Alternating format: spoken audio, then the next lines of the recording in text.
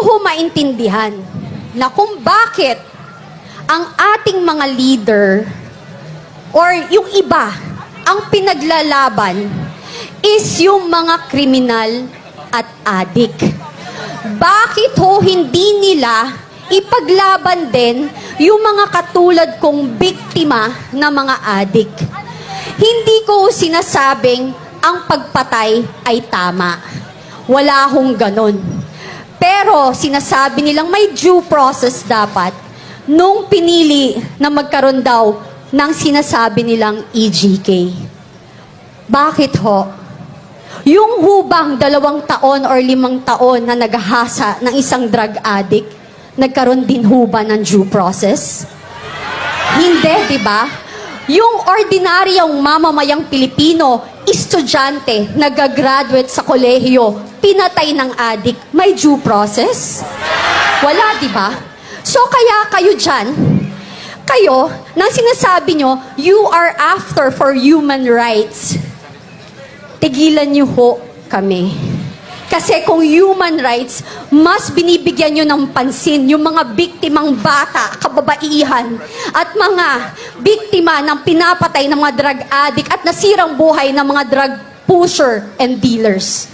Hindi nanginginig ako kasi pag ikayo, alam nyo, kapag kayo po ay biktima, hindi nyo alam saan nanggagaling yung galit. Kasi hindi ko maintindihan bakit mas binibigyan ng pansin nila ang mga kriminal.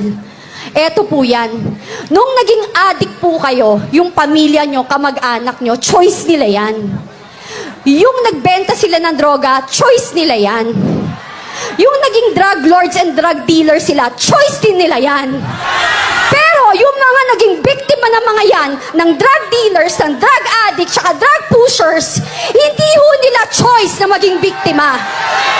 So please, tigilan nyo kami. If you want, pag-usapan natin ng human rights, mas ipaglaban nyo ang 2 taong ginahasa, 5 taong ginahasa, lolang ginahasa, ang pinatay na mawalang kamalay-malay, yun ang ipaglaban nyo.